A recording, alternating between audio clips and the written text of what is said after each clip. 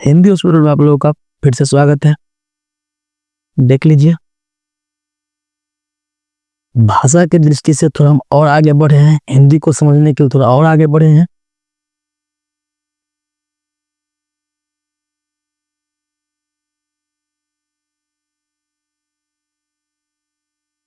ये all class के लिए है। आज जो हम लोग पढ़ेंगे हिंदी भाषा एवं व्याकरण का सामान्य परिचय। हिंदी भाषा और व्याकरण की समान परिचय के बारे में अभी हम लोग पढ़ेंगे। ध्यान दीजिएगा, जब तक हम लोग कम से कम थोड़ा भी तो सामान्य नॉलेज तो होनी चाहिए ना हिंदी भाषा के लिए, तभी ना पढ़ने में मजा आएगा, तभी ना जानकारी हो रहेगा। हम कुछ पढ़ रहे हैं, कहाँ की बातें कर रहे हैं। ठीक है, चलिए सबसे पहले हम लोग देखते हैं, स्टार्ट करते हैं यहाँ से। हम हिंदी से, हिंदी पहले कहाँ से आई है, पहले यही जानने की कोशिश करते हैं, फिर हम जानेंगे भाषा कैसे हुआ है ना। पहले हम जानने की कोशिश करते हैं कि हिंदी कहाँ से आई है। चलिए, यह एक सिंधु नदी है, देख लीजिए सिंधु नदी है। सिंधु नदी भारत की प्राचीनतम नदी है, यानी कि भारत की सबसे प्राचीन नदी कौन है, सिंधु कहलाती है। और देख लीजिए, सिंधु के पश्चिम में जितना निवासी थे उसे आर्य कहा जाता था। आर्य, जिसे हम लोग आज भारतीय कहते हैं। कहाँ, सिंधु नदी के पश्चिम में जो लोग थे उसको आर्य कहा जाता था, जिसे हम आज भारतीय कहते हैं। ठीक है, यह तो हो गई सिंधु नदी की बात।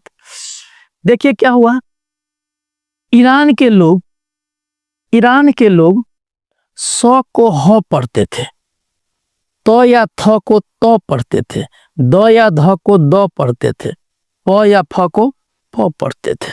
कहाँ के लोग, ईरानी के लोग। ये ईरान कहाँ है, तो देख लीजिए, आप मैं लिख दिया हूँ। ईरान जो है तो इसी सिंधु नदी के आसपास है, यानी ईरान के आसपास ही यह सिंधु नदी बहती है ना। इसी ईरान का पूरा नाम पारसिया है। पारसिया कैसे पड़ा है वो भी देख लीजिए। ये ईरानी लोग जो थे ना, सौ को ह कहते थे, तो या थ को तो कहते थे, द या ध को द कहते थे, प या फ को प कहते थे। उसी दरमियान क्या हुआ, सिंधु जो नदी था, देख लीजिए, इस सौ को क्या पढ़ेगा, ये ह पढ़ेगा, तो सौ को ह कह दिया, ये सौ ह कर दिया।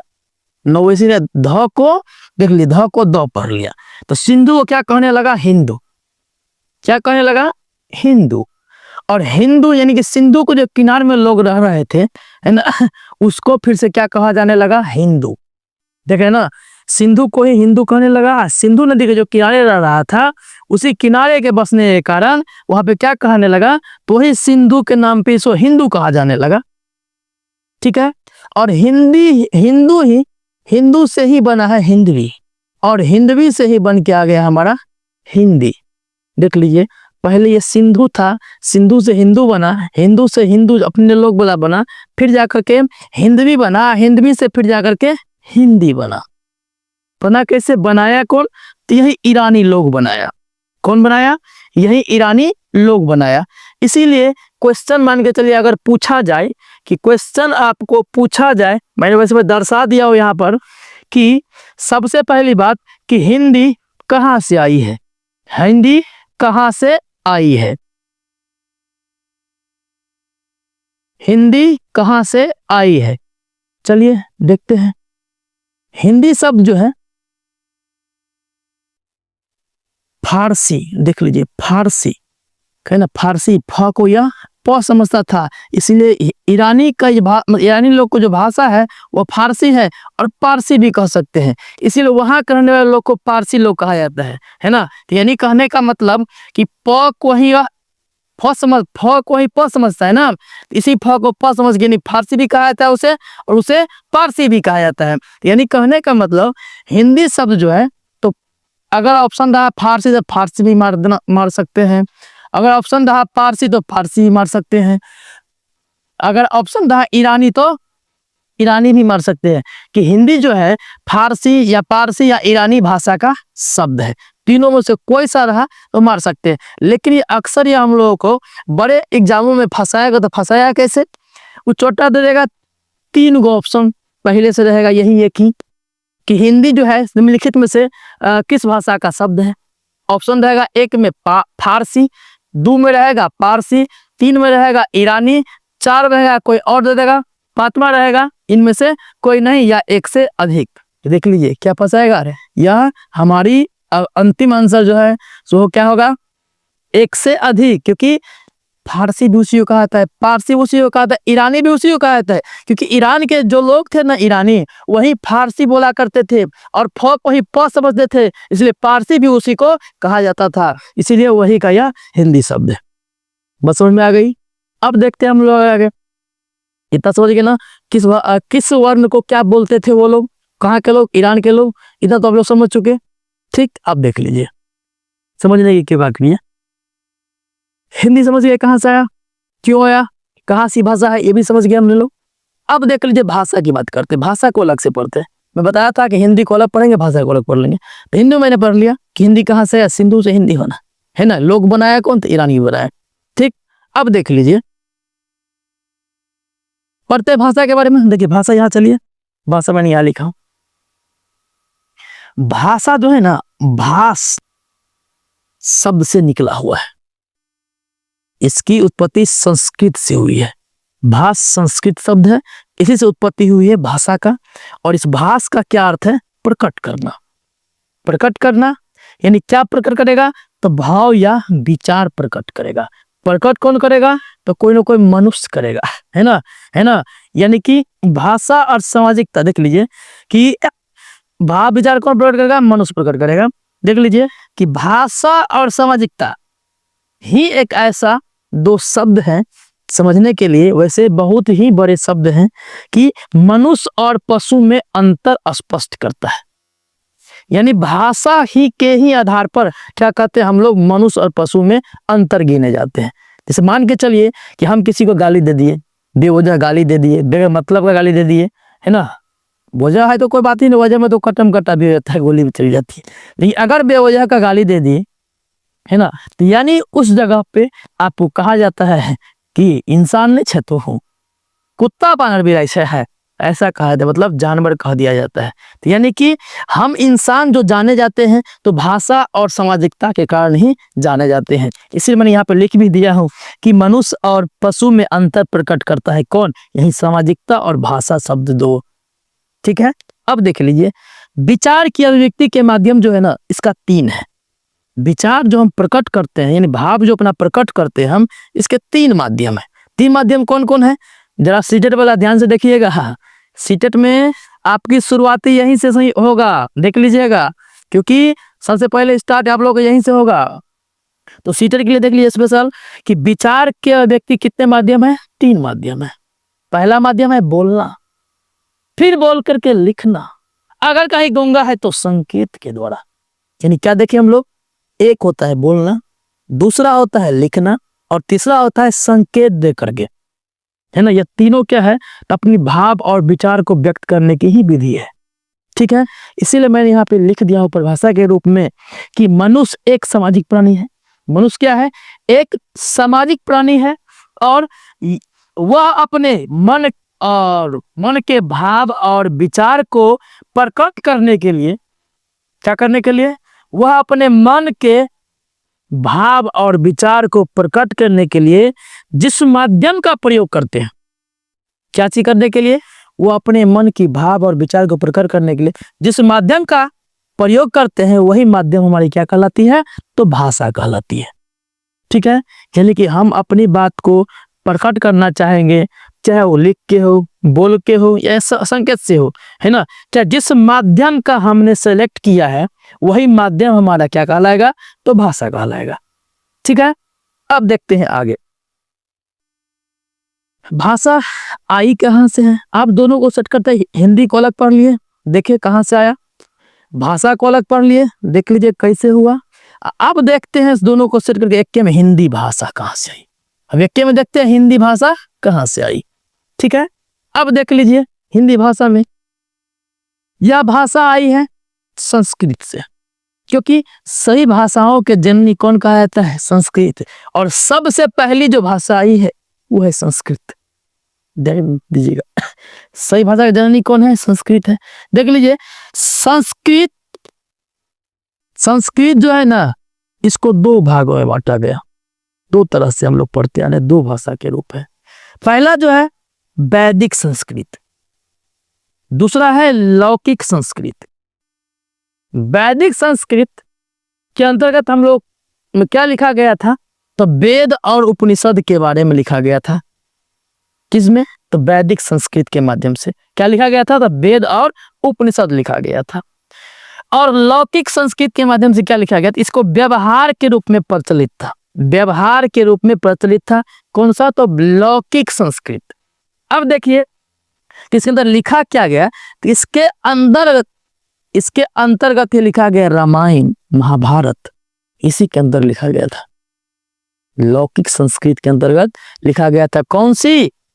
बहुत अच्छे व्यवहारिक यह ज्ञान की किताब है जिसका नाम है, ग्रंथ जिसको देख लीजिए, रामायण, महाभारत, वह लौकिक संस्कृत के अंतर्गत आती है।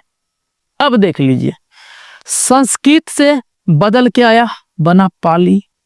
क्या बना? पाली बना। देख लीजिए, इसी पाली भाषा में बौद्ध ग्रंथ लिखे गए हैं। इसी पाली भाषा में क्या है? तो बौद्ध ग्रंथ लिखे गए हैं।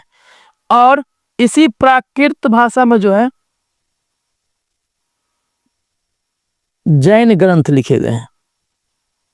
ध्यान दीजिएगा, इसी प्राकृत भाषा में जो है जैन ग्रंथ लिखा गया। यानी कि संस्कृत के बाद क्या बना? पाली बना। पाली के बाद क्या बना? प्राकृत बना, है ना। और प्राकृत को देखिए, प्राकृत का बिगड़ा रूप ही अपभ्रंश यानी कि या सौरसेनी भाषा कहलाती है। देख लीजिए, प्राकृत के बिगड़े रूप ही क्या कहलाता हुआ? इसी का बिगड़ा हुआ रूप ही अपभ्रंश यानी कि सौरसेनी। या अपभ्रंश का मतलब क्या होता है? हम लोग ज्योग्राफी में पढ़े हुए हैं कि जो अपभ्रंश मतलब क्या होता है? अपभ्रंश का मतलब यहाँ होता है उबर खाबर या रूप बिगड़ जाना।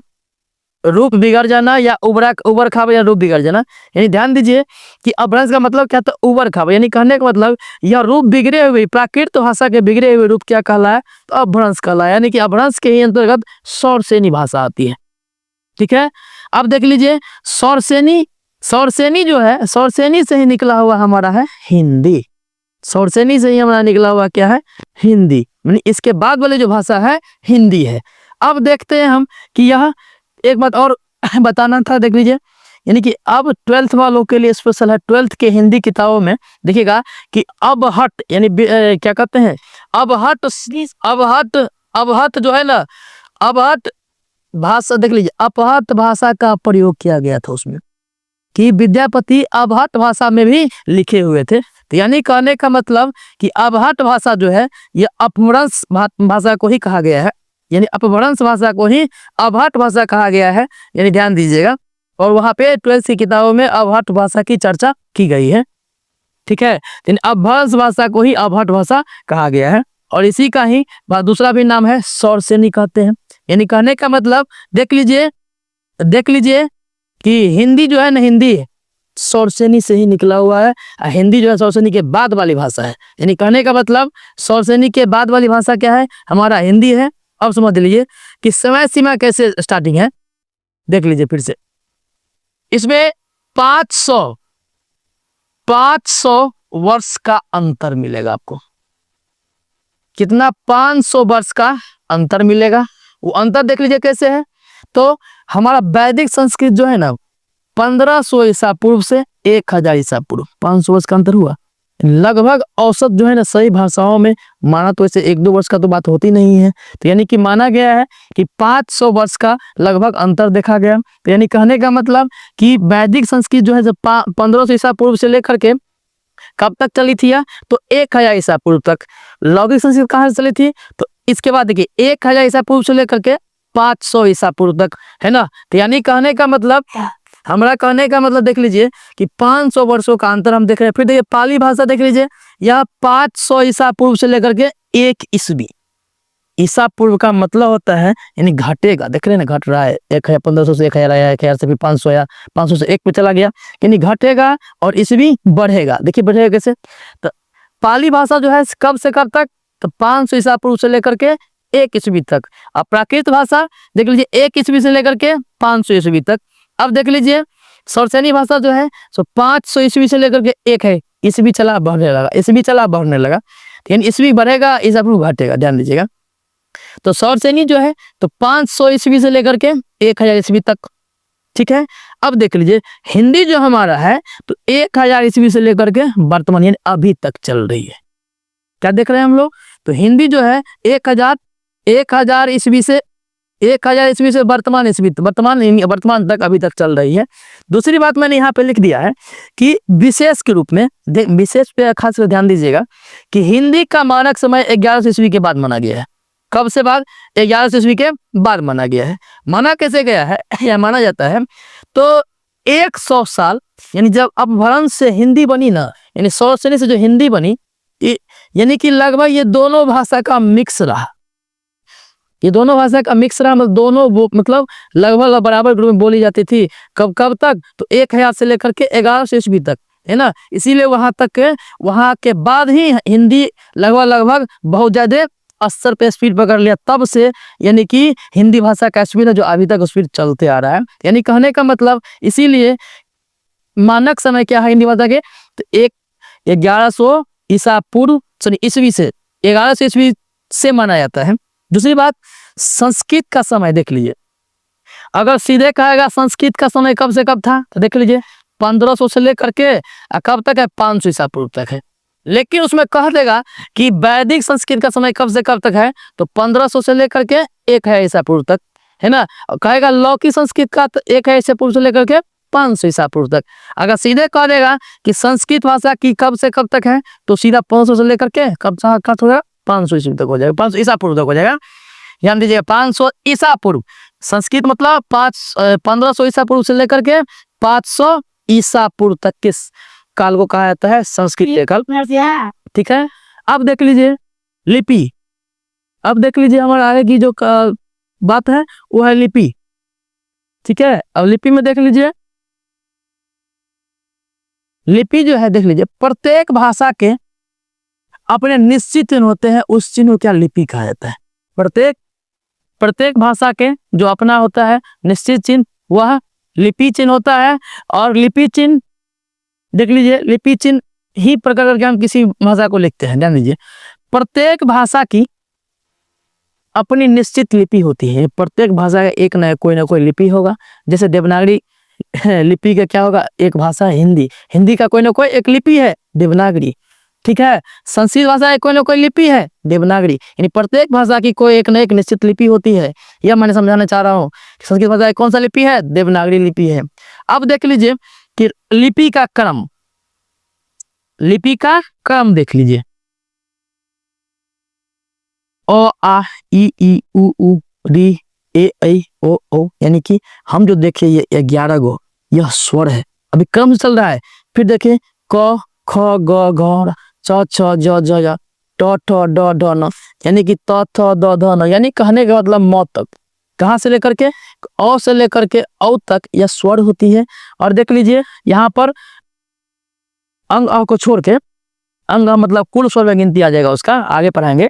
तो यानी कहने का मतलब क से लेकर क वर्ग से लेकर के प वर्ग तक टोटल एक वर्ग में 5 होते हैं, आगे बताएंगे डिटेल्स में। वह एक वर्ग में 5 होते हैं और होते हैं टोटल 5 वर्ग, तो 25, यानी कि लगभग क्या 25 गो स्पर्श व्यंजन है। कितने हैं, स्पर्श से कहाँ तक, तो क से लेकर के म तक स्पर्श व्यंजन है। अब देख लीजिए य र ल व, 3 गो स देख रहे हैं ना, तीनों स का जो ह आता है, ध्यान से देखिएगा थोड़ा, ये ह होता है तो हिंदी वर्णमाला का अंतिम वर्ण, हिंदी वर्णमाला का यही ह जो होता है अंतिम वर्ण होता है। और देख लीजिए अक्षर और ज्ञ देख लीजिए, तो ज्ञ जो होता है ना देवनागरी लिपि का अंतिम, क्या देवनागरी लिपि का अंतिम चिन्ह ज्ञ ही होता है ना। यानी कहने का मतलब अंतिम चिन्ह यहाँ इसलिए है कि ज्ञ अकेले नहीं था और ज और य मिलकर के बना था। यानी कहने का मतलब ज्ञ को बनने के लिए अकेले नहीं, ये च वर्ग से मिलके आया था और बना था, तो इसीलिए उसको अंतिम वर्ण नहीं कहा जाए, पहले से आया हुआ है, मिक्स होके बना है, इसीलिए अंतिम वर्ण में उसको नहीं रखा गया। अंतिम वर्ण है तक खत्म हो चुका है, अंतिम चिन्ह कह सकते हैं। देवनागरी लिपि का अंतिम चिन्ह कौन सा हो जाएगा? तो हमारा ज्ञ हो जाएगा। दूसरी बात देख लीजिए कि हिंदी वर्ण वाला का अंतिम वर्ण, ध्यान दीजिएगा, हिंदी वर्ण वाला का अंतिम वर्ण ह हो जाएगा, और ये तीनों मिक्स है, इसीलिए उसको अंतिम वर्ण वहां तक नहीं गया है, पीछे ही रह गया है, ह तक, ध्यान दीजिएगा। और देवनागरी लिपि का बोलेगा अंतिम चिन्ह तो ज्ञ हो जाएगा। ठीक है, अब देख लीजिए, हिंदी की मानक लिपि देवनागरी है, जिसकी उत्पत्ति ब्राह्मी लिपि से हुई है। हिंदी की मानक लिपि क्या है? देवनागरी है, और जिसकी उत्पत्ति किससे हुई? तो ब्राह्मी लिपि से हुई है। हिंदी जो है देवनागरी लिपि से जो आता है, जिस देवनागरी लिपि का जन्म किससे हुआ है? ब्राह्मी लिपि से हुआ है। ठीक है, इसके बाद है सुनना, बोलना या लिखना। यह भाषा नहीं है, ये सुन रहे हैं हम, बोल रहे हैं हम, लिख जो रहे हैं, यह भाषा नहीं है, यह एक भाषा का कौशल है। कौशल मतलब मैं नहीं, मतलब यानी कहने का मतलब, या जो हम बोल रहे हैं, सुन रहे हैं, लिख रहे हैं, यह भाषा नहीं है, भाषा के कौशल है, कला है। ठीक है, ठीक है, अब देख लीजिए, यानी कहने का मतलब, नोट में मैंने यहाँ इंडिकेट कर दिया है कि प्रयोग अभी भी, यानी कि जितनी भाषा मैंने लिखा है अभी भी कहीं ना कहीं प्रयोग हो रहा है, नहीं बहुत थोड़ा थोड़ा, नहीं सभी तो कुछ कुछ भाषा की प्रयोग हो रही है। लेकिन कहा क्या जाता है कि जिस भाषा का प्रयोग ज्यादा हो, जिस भाषा का प्रयोग ज्यादा हो, उसे क्या कहेंगे? मानक भाषा। देख लीजिए, यानी कि अभी का जो मानक भाषा कौन सा है? हमारा हिंदी है, क्योंकि प्रयोग बहुत ज्यादा स्तर में हो रही है। कितना हो रहा है? बहुत ज्यादा स्तर में हो रही है। ठीक है, एक बात मैंने यहाँ पे बताना भूल चुका हूं, अगर कहा जाएगा कि भारत में सबसे ज्यादा बोली जाने वाली भाषा कौन सी है? भारत में सबसे ज्यादा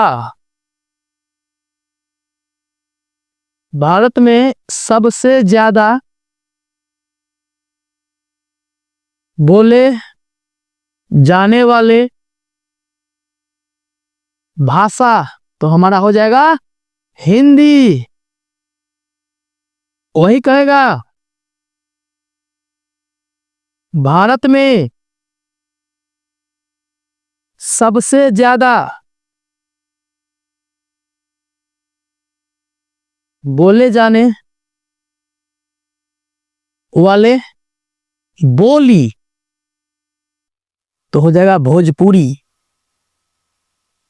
ध्यान दीजिएगा, मैंने क्या कहा कि भारत में बात करेगा सबसे ज्यादा कौन सा भाषा बोला जाता है, तो हो जाएगा हिंदी। बात करेगा कि भारत में सबसे ज्यादा बोले जाने वाले बोली कौन सा है, तो हो जाएगा भोजपुरी।